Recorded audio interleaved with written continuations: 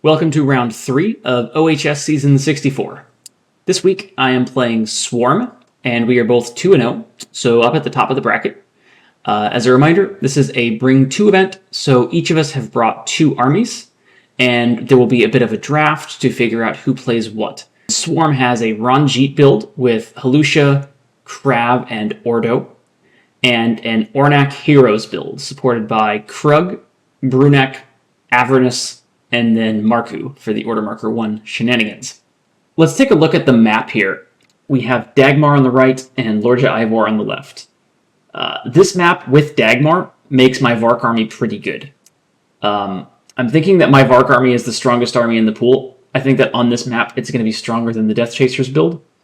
So in terms of the armies that we have available, so if we had first pick of everything, I would want to take the Vark build here. I think it's going to beat everything. I think that it's going to get the first shot in on the Ordo pod, and that it can hero kill Halusha pretty effectively. Krav can be a bit of an issue. Krav are the one piece in the Ranjit build that you have to be worried about, because they could just kill 3 Grey Spears in one turn.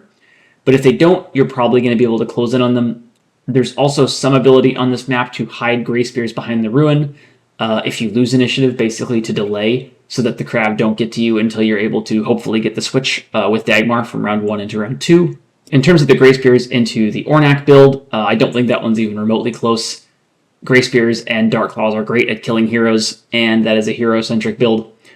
The Ornak build is just going to be killing, 1 or 2 things a turn, and the Varks are just going to be throwing tons and tons of attack dice back into it. So I don't think that's a particularly good matchup either.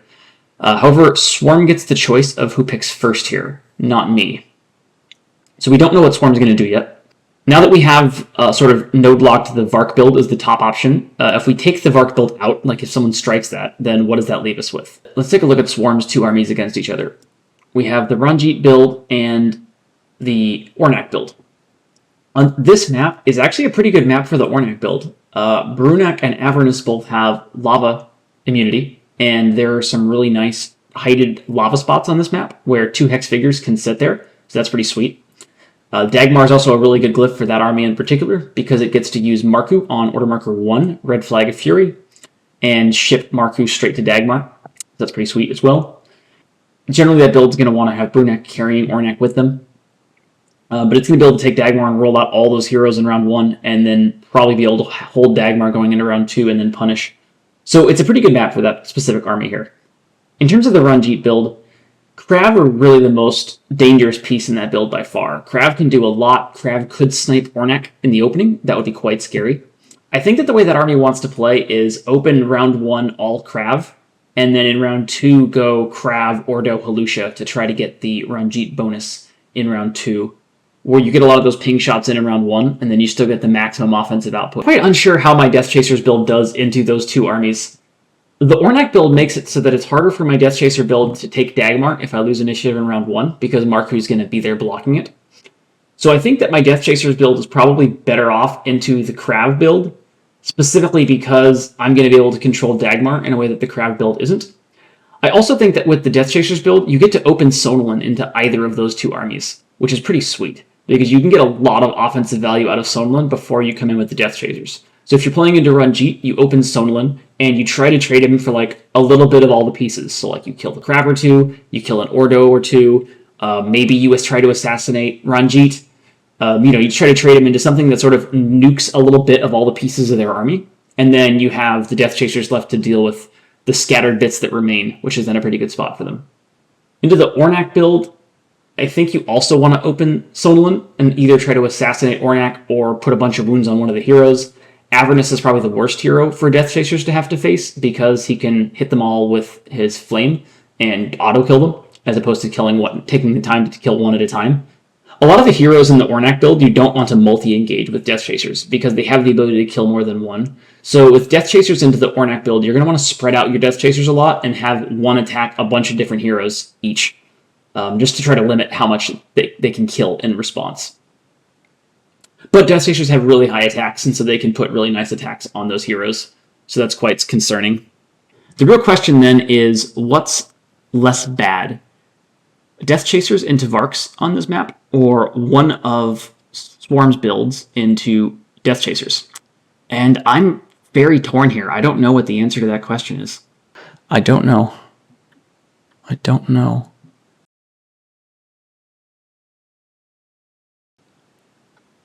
I'm actually thinking that if I play Death Chasers into Varks here, I could lead with Sonolin and have Sonolin try to kill 3 of the Grey Spears in the opening, just to torch that and leave a much better spot for Death Chasers to face.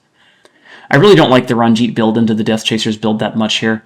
I feel like Sonolin is quite scary into all those pieces, and also that Adelburn is just great into Krav, because Krav can't do that many wounds to him, and then he can close the gap and obviously kill them quickly. Narak also has enough move to where Narak can catch a Krav in one turn as well, and then Death Chasers are going to be able to control Dagmar in a way that makes it difficult for the Ordo to get shots in on them before the Death Chasers are ready to attack.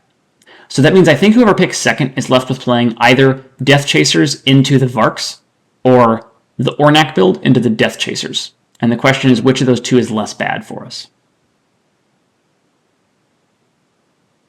I actually think Death Chasers into Varks is less bad for us. I think that the Death Chasers build has too many ways to deal with Ornak to really neutralize that build. Sonolin can do so much in the opening there is what I'm worried about.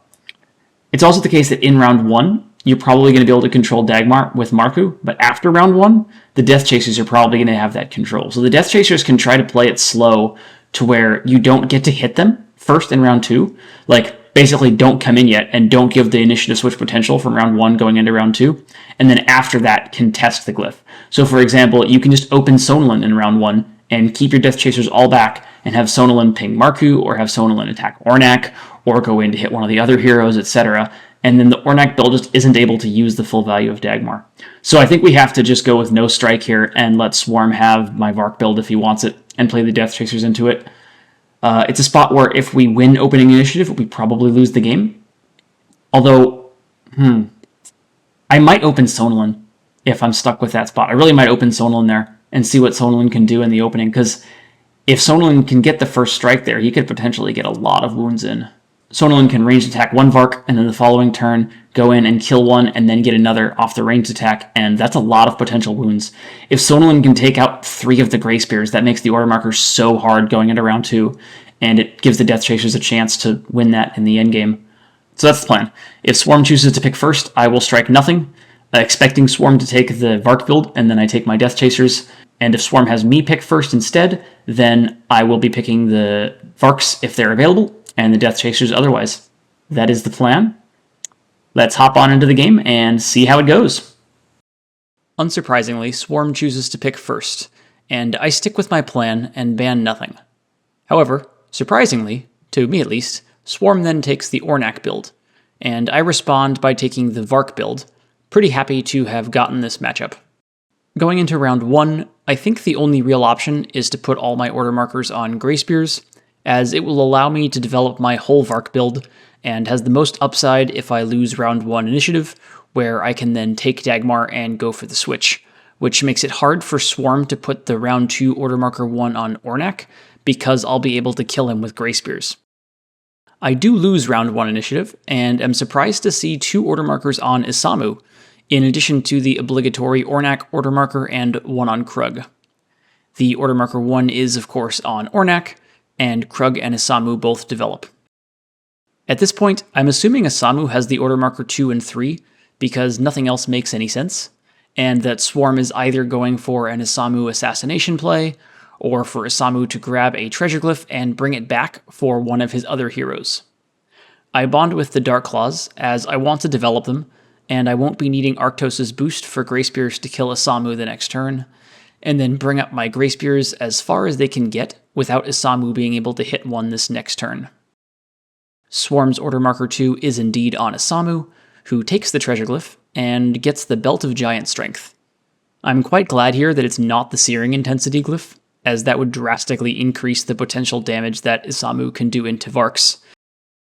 I bring up Arctos now, to give myself more options going into order marker 3, and spread the Varks out, aiming to A, get multiple shots at Isamu before he vanishes out of range, and B, get multiple shots at Krug if I happen to kill Isamu in the first few shots. Isamu fails the first vanish roll though, which leaves me in an incredible spot, and I take the 2 attacks I have into Krug, doing 1 wound. Order marker 3 was on Isamu, and so it's back to me, and I bond with Dark Claws this turn, taking Dagmar, with the plan to have Arctos take the treasure glyph on Lava on my next order marker, and send Grey Spears forward to attack Krug without being in range of Avernus or Brunak, and take a bit of a vulnerable position here into Krug because I happen to have Dagmar.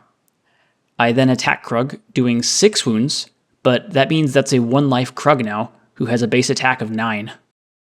Going into round 2, and again, nothing to do but go all in on Grey Spears, which I do, but I then lose initiative, despite having Dagmar, and we see 1 order marker on Ornak, 1 on Krug, and 2 on Avernus.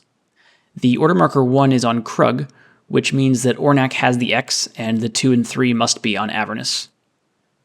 Krug comes in and kills 1 Darkclaw and 1 Grey Spear.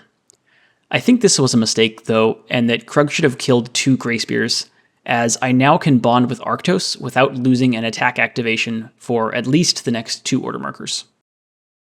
I do bond with Arctos, and he takes the treasure glyph and kills Krug. I move Grey Spears a bit, but I can't get off any attacks here without being vulnerable to Avernus, so I mostly just stay back. Avernus then advances, but a little bit away from the plateau off to the left side.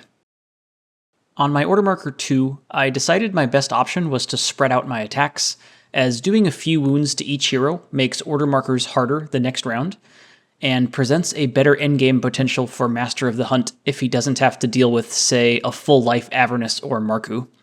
So Arctos rushes into the start zone and engages Brunak and Ornak, burning the Belt of Giant Strength to get a 7v7 on Brunak, but it ends up only doing 1 wound. I then send 2 Varks next to Arctos, and 1 on Lava Height to prevent Avernus from getting up there. I kind of forgot how Avernus works here, though, thinking that it was more like a fire elemental, and Wave of Flame didn't trigger until the end of movement.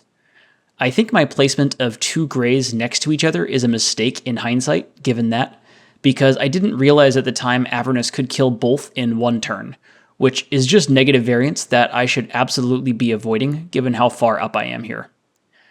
My Grey Spear attacks end up putting 2 wounds on Avernus and 1 on Ornak. Avernus comes in and thankfully misses the first flame roll, so that bad outcome doesn't come to fruition, and then moves to low ground to engage Arctos, which I don't think is worth it for just 1 more flame roll that can't kill Arctos. And then Avernus attacks the Grey Spear, but I block it. I bond with Dark Claws instead of Arctos to set up for a potential double attack on the next order marker, and hit Ornak from Arctos' height, but only do 1 more wound. The Grey Spear on Lava comes off, and I leave the other 2 in Avernus' flame danger because I'm on Dagmar and expecting the high percentage switch. I spread out my attacks again, putting 2 more wounds on Avernus and killing Ornak. Going into round 3, I go with an odd order marker distribution on face, with the 1 and X on Grey Spears and 2 and 3 on Dark Claws. I did this as a pure hedge, thinking the only way I lose this game is if I lose some order markers here, and knowing that I can keep the back Dark Claw safe no matter what. So I sacrifice some offensive potential on order markers 2 and 3 for the safer order markers. I then see 2 order markers each on Avernus and Brunak. I do win initiative this time, and bond with Dark Claws again, using the forward one to attack Brunak and Marku, doing 1 wound to Brunak and 2 to Marku, which is perfect, as killing Brunak would have let Avernus hit me with Flame, but just wounding Brunak leaves the blocker in place. Knowing my order markers are safe, I leave Grey Spears where they are for the better attacks, but they forget how to throw a spear this time and miss all 3 attacks on Avernus. Order marker 1 is on Brunak though, not Avernus, which surprises me, and Brunak kills the Dark Claw and puts 1 wound on Arctos. I have my 2 on Dark Claws, and I run 1 Grey Spear away to where he can either come back in the next turn to attack, or take Lorja Ivor for the others, and the other 2 then attack Avernus, doing 1 wound. I leave the last Dark Claw where he is to preserve my order marker 3, planning to come in for the Arctos boosted double attack on my next order marker. Swarm's order marker 2 is on Avernus, who misses both flame rolls, then takes an LEA, which misses, to move up onto level 2 and kills a Grey Spear. My 3 is Dark Claws, and I bond with Greys again, bringing the far one back, and Greys kill Avernus. The Dark Claw then comes in and gets the double attack, missing Brunak but killing Marku. Swarm's Order Marker 3 is on Brunak, who attacks the Dark Claw but misses. We move into round 4, where I win initiative, and Arctos finishes off Brunak to end the game, and I move on to 3-0 in this event.